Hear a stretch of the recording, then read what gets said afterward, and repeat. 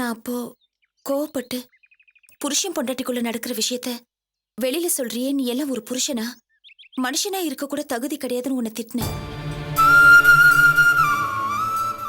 அந்த வார்த்தையை மதிச்சு இன்னைக்கு வரைக்கும் நீ எதை காப்பாத்திட்டு இருக்க.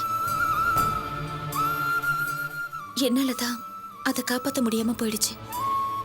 அதுக்காக தான் மன்னிப்பு கேட்டேன்.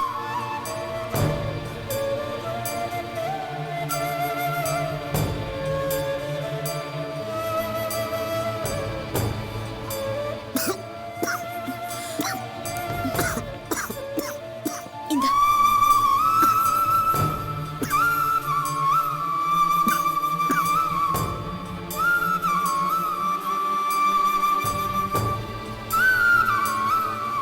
தேங்க்ஸ்.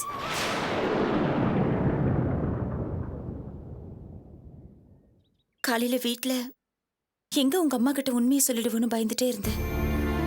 ஆனா உண்மையை சொல்லாம எனக்கு சில கடமைகள் இருக்கு, அதனாலதான் குழந்தை பெத்துக்கிறத தள்ளி போட்டிருக்கோம் அப்படின்னு தற்காலிகமா பிரச்சனைக்கு ஒரு முற்றுப்புள்ளி வச்ச பாரு. அப்பதான் எனக்கு நிம்மதியாச்சு. அதுக்காகத்தான் தேங்க்ஸ் சொன்னேன். ஆனா எனக்கு நிம்மதியாவே இல்லை அர்ச்சனா.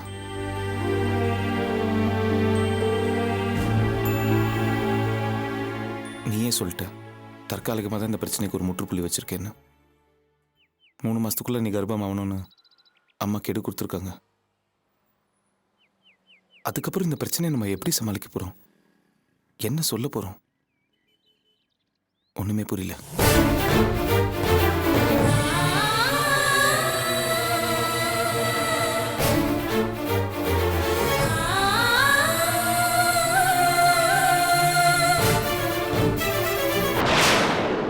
என்னையா சொல்ற? நீ சொல்றது உண்மையா? சார் சத்தியமா உண்மை சார் நான் சொல்றதெல்லாம். நீங்க பார்த்தது கண்டிப்பா எங்க பொண்ணு தானே? ஐயோ, என் 2 கண்ணால பார்த்தம்மா. அது உண்மையாவே உங்க பொண்ணு ரேவதி தான்.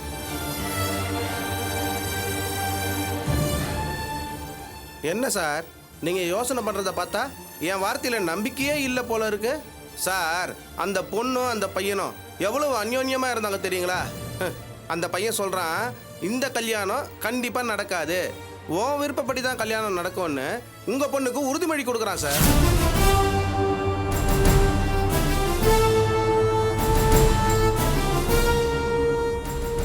சார் இன்னைக்கு நான் பார்த்த மாதிரி மாப்பிள்ளை வீட்டுக்காரங்க யாராவது பார்த்துருந்தாங்கன்னா இப்படி ஒரு பொண்ணை என் தலையில கட்ட பாத்தியேன்னு என்ன இல்லை சார் தப்பா நினைச்சிருப்பாங்க. அது மட்டும் இல்லாம என் பேரும் கெட்டு போயிருக்கோம்ல. அன்னைக்கு என்னமோ பெருமையா சொன்னீங்க, பொண்ணு கிழிச்ச கோட்டை தாண்ட மாட்டா, அவகிட்ட சம்மதம் கேட்க தேவையில்லைன்னு. இப்ப என்னாச்சு பாத்தீங்களா? வருத்தம் இன்னைக்கு இருக்கு. அப்படி எதுவும் நடந்துக்கூடாது தான் என் டிரைவர் அவளுக்கு காவல் வச்ச. அவ என்ன பண்ணிட்டு இருக்கான்? டேய் போனறி. இந்தாங்க.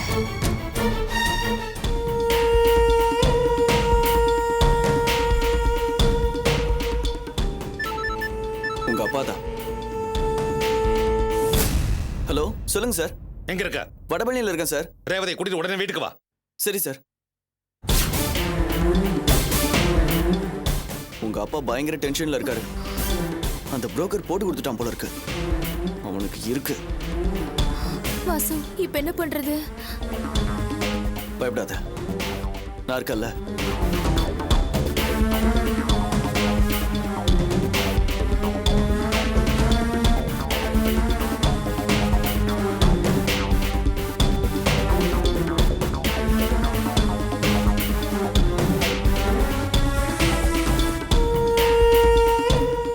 வாசு, ரொம்ப பயமா இருக்கு.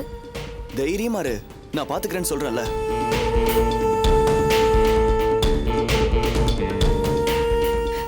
என்னங்க நீங்க ரொம்ப டென்ஷனா இருக்கீங்க. நீங்க கோபத்துல அவளை ஏதாவது பயமுறுறி. எல்லாம் நீ கொடுக்குற இடம்.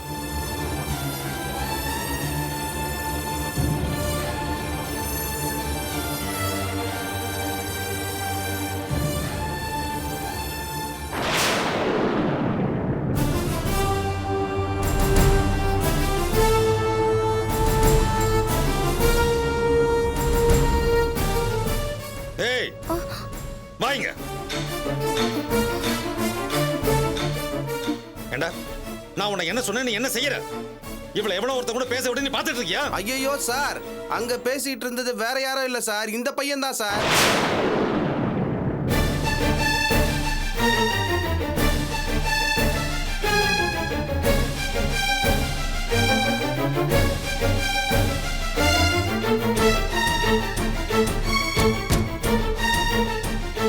என்னையா சொல்ற? சார், இந்த பையன் தான் சார் உங்க பொண்ணை காதலிக்கிறான். நீங்க என்னமோ பாலுக்கு பூனையை காவல் வச்ச மாதிரி இவனை போய் காவலுக்கு வச்சிருக்கீங்களே சார். சார், இவர் என்ன தப்பா புரிஞ்சிட்டு இருக்காரு. நிறுத்துறா. அடுத்த விட்டு பொண்ண ஒரு டிரைவர் காதலிச்சதுக்கு நான் என்ன பண்ணேன்னு பாத்தில்ல? அது தெரிஞ்சிருந்தும் எவ்வளவு தைரியமா இருந்தா ஏன் பொண்ணை காதலிச்சிருப்பேன்? இது மாதிரி ஏதாவது நடக்கும்னு தெரிஞ்சதா அன்னைக்கே டிரைவர் வேண்டான்னு கேட்டீங்களா நீங்க? ஏய்! பொண்ண உருப்படியா வளர்க்காம என்ன குறை சொல்றியா? பிச்சு புடும் பிச்சு. பொண்ண உருப்படியா வளர்க்க வேண்டியது பெத்தவருடைய கடமை. நீ அப்படி வளர்த்திருந்தா இன்னைக்கு இப்படி நிலைமை ஏற்பட்டிருக்குமா? நீ உருப்படியா வளர்த்துப்பங்க நம்பிக்கையில தான் அவங்க கிட்ட என் பொண்ணு என் பேச்ச மீற மாட்டான்னு சொன்னேன். ஆனா இன்னைக்கு இவன் மூஞ்சில கரிய போச்சுட்டு நினைக்கிறான்.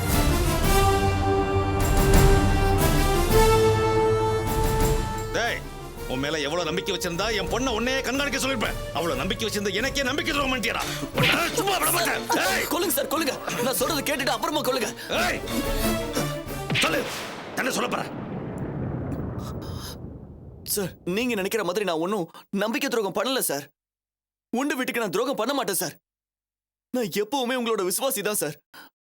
எனக்கும் உங்க பொண்ணுக்கும் முதலாளி தொழிலாளி என்ற உறவு மட்டும்தான் சார் இருக்கு. வேற எதுவுமே கிடையாது சார். சார் சார் சார், என்னமா நடிக்கிறான் சார். டேய், நீ அவங்களோட ரெஸ்டாரண்ட்ல உட்காந்து பேசிட்டு இருந்தியா இல்லையா? ஆமா, உட்காந்துட்டு இருந்தேன். இந்த கல்யாணம் நடக்காது, உன் இஷ்டப்படி தான் கல்யாணம் நடக்கும்னு சொன்னியா இல்லையா? ஆமா, சொன்னேன். பாத்தீங்களா சார், இப்ப அவன் வாயாலே உண்மையை ஒத்துக்கிட்டானா? சார் சார் சார், ஒரு நிமிஷம் இருங்க. நீங்க இதை மட்டும் தானே கேட்டீங்க? இதுக்கு முன்னாடி என்ன பேசினேன், இதுக்கப்புறம் நான் என்ன பேசினேன்னு உங்களுக்கு ஏதாவது தெரியுமா? முழுசா ஏதாவது கேட்டீங்களா?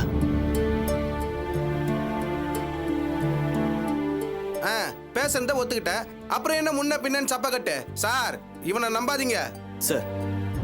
இது வரைக்கும் என் நடத்தையில தப்பான விஷயத்தை ஏதாவது பார்த்திருக்கீங்களா? இவர் சொல்றதை நீங்க நம்பிக்கிட்டு இந்த ஒரு விஷயத்துல என்ன சந்தேகப்படலாமா? தயவு செஞ்சு நான் சொல்றதை நம்புங்க சார். என்ன சொல்ல போற? எனக்கா உன் விருப்பப்படி தான் கல்யாணம் நடக்கணும்னு அவகிட்ட சொன்னேன்.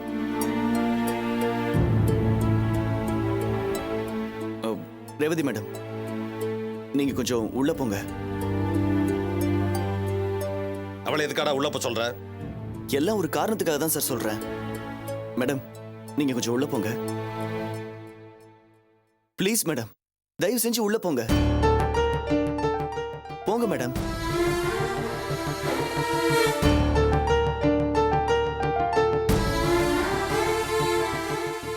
இப்ப சொல்லு.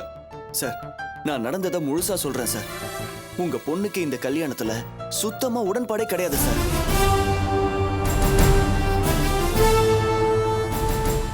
என்னடா சொல்ற?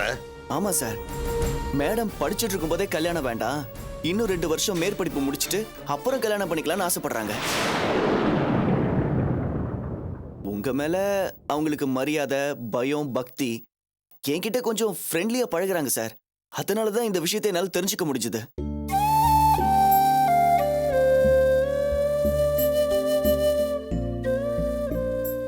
அவங்க கிட்ட பக்குவமா பேசி அவங்கள உங்க பக்கம் கொண்டு வந்துடலாமேன்ற நம்பிக்கையிலையும் எண்ணத்துலையும் தான் நான் அவங்க கூட உட்காந்து பேசிட்டு இருந்தேன் சார். அப்ப கரெக்டா இவர் கேட்கும் போது நான் மேடம் கிட்ட என்ன சொல்லிட்டு இருந்தேன் தெரியுமா சார்? என்னடா சொல்லிட்டு இருந்த? உங்க ஆசை நியாயமானதான், அதே சமயம் உங்க அப்பா பெரிய இடத்துல உங்களை நம்பி சம்மந்தம் பேசி வாக்கு கொடுத்துட்டாரு. நீங்க இப்ப கல்யாணம் வேண்டான்னா அது அவர் மூஞ்சில கரிய பூசுற மாதிரி ஆயிடுங்க, அதனால நீங்க கொஞ்சம் விட்டு கொடுத்து போங்கன்னு சொல்லிட்டு இருந்தேன். அதுக்கு அவ என்ன சொன்னா? கல்யாணம் பண்ணிக்க முடியாது, மீறி கட்டாயப்படுத்தினா தற்கொலை பண்ணிப்பேன்னு சொன்னாங்க சார்.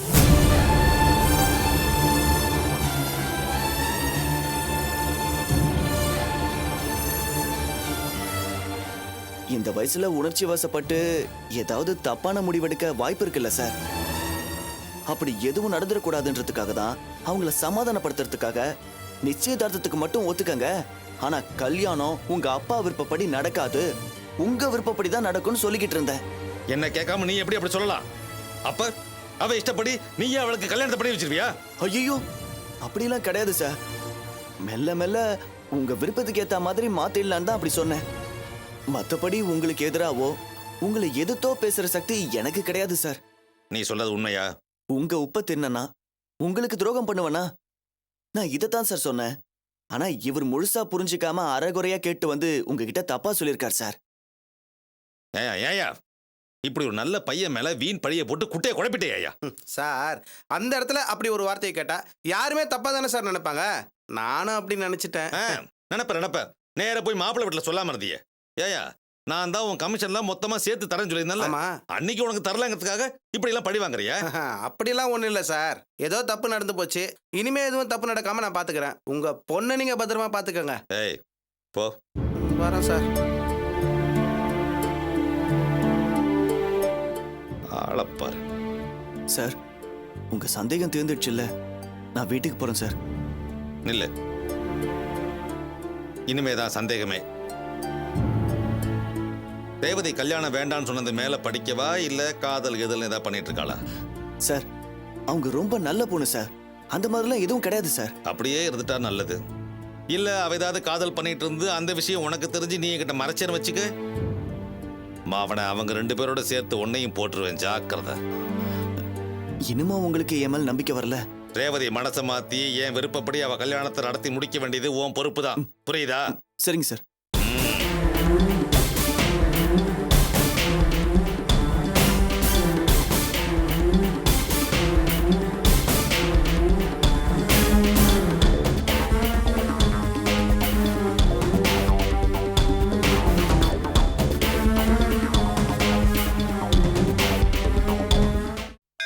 ஆனைக்காவில் அருள் புரியும் அகிலாண்டேஸ்வரியே, திரு ஆனைக்காவில் அருள் புரியும் அகிலாண்டேஸ்வரியே, நெஞ்சில் அகலாமல் நீ நின்று புகழ் தருவாய் ஈஸ்வரியே.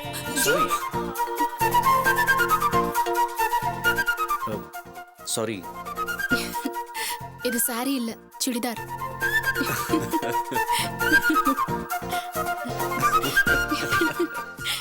ஆச்சரியமா இருக்கு. அன்னைக்கு இதே இடத்துல நான் உங்களை இடிச்சப்போ எரிமலை மாதிரி வெடிச்சிங்க, இன்னைக்கு பனிமலை மாதிரி உருகுறீங்க. என்ன இந்த மாற்றம்? நீங்களா இருந்ததுனால தான் அமைதியா இருந்தேன். வேற யாராவது இருந்தா உண்டு இல்ல நாக்கிருப்பேன். அதான் எனக்கு தெரியுமே, நானே அனுபவப்பட்டிருக்கேனே. சரி, அப்படின்னா நான் உங்களுக்கு ஒரு ஸ்பெஷல். உங்க அண்ணனோட மேனேஜருங்கிறதுனாலயா இல்ல உங்க அண்ணனோட ஃப்ரெண்டுங்கிறதுனாலயா? நீங்க அதையும் தாண்டி எங்க ஃபேமிலியில ஒருத்தர் ஆயிட்டீங்களே, அதான். அப்படியா? நிஜமா தான் சொல்றீங்களா இல்ல சும்மா ஒரு ஃபார்மாலிட்டிக்காக சொல்றீங்களா? ஃபார்மாலிட்டிக்காகலாம் சொல்லலைங்க. நீங்க எங்க ஃபேமிலியில ஒருத்தர் தான். ஏன் நான் அப்படி நினைக்க கூடாதா? சேச்சே, நான் அந்த மாதிரி சொல்லலை. நீங்க அந்த மாதிரி நினைக்கிறதுக்கு நான் ரொம்ப கொடுத்து வச்சிருக்கணும். அன்னைக்கு உங்க வீட்டில் இருந்த ஒவ்வொரு நிமிஷமும் எனக்கு ரொம்ப சந்தோஷமா இருந்தது.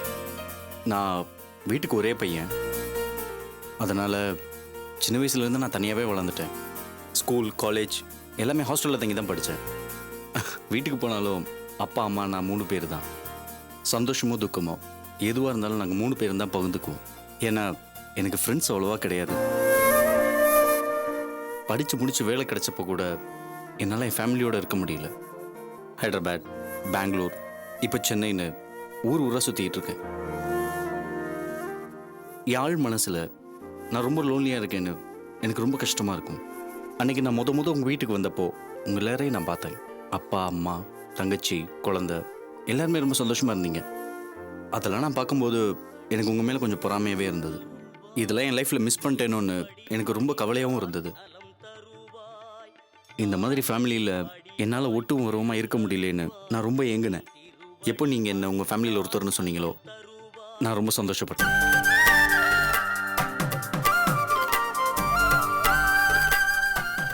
திலீபன், கேக்குறேன்னு தப்பா எடுத்துக்காதீங்க. இவ்ளோ லோன்லியா ஃபீல் பண்ற நீங்க ஏன் ஒரு கல்யாணம் பண்ணிக்க கூடாது? எனக்கு இதுவரையும் அந்த மாதிரி எந்த ஒரு யோசனை இருந்ததில்லை.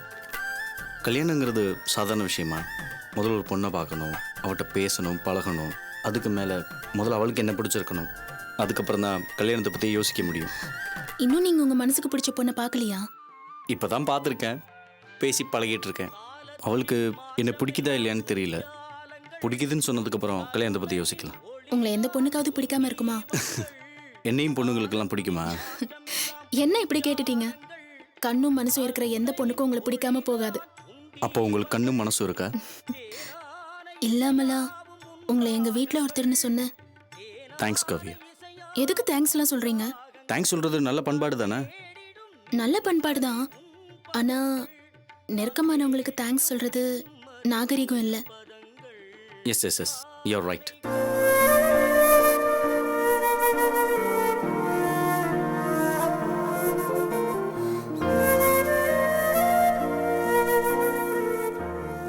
நம்ம நெருக்கமானவங்க தானே. அந்த உரிமையில நான் உங்ககிட்ட ஒன்று கேட்கலாமா? தாராளமா கேளுங்க. என்கிட்ட எதுவும் மறைக்காம சொல்லுவீங்கல்ல? இது வரைக்கும் நான் எதையுமே மறைக்கலையே.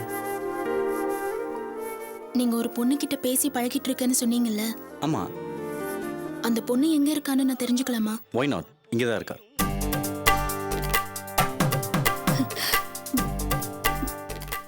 இங்கயா? ம், இந்த கோவில்லையா இருக்காங்க? ஆமா நிஜமாவா சொல்றீங்க? ஆமா, இதே கோயில்ல என் பக்கத்துல இருக்கா. அந்த பொண்ணோட பேர் என்னன்னு நான் தெரிஞ்சுக்கலாமா? பேர் என்ன? ஆளையே காட்டுறேன்.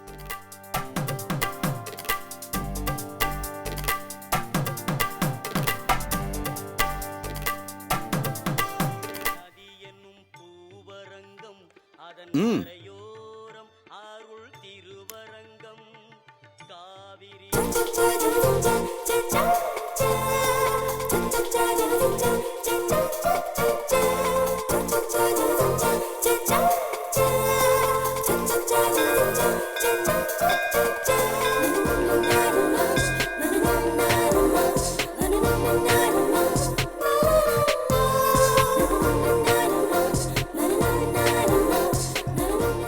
இந்த பர்சுக்குள்ள ஏய் ஏய் காவியா,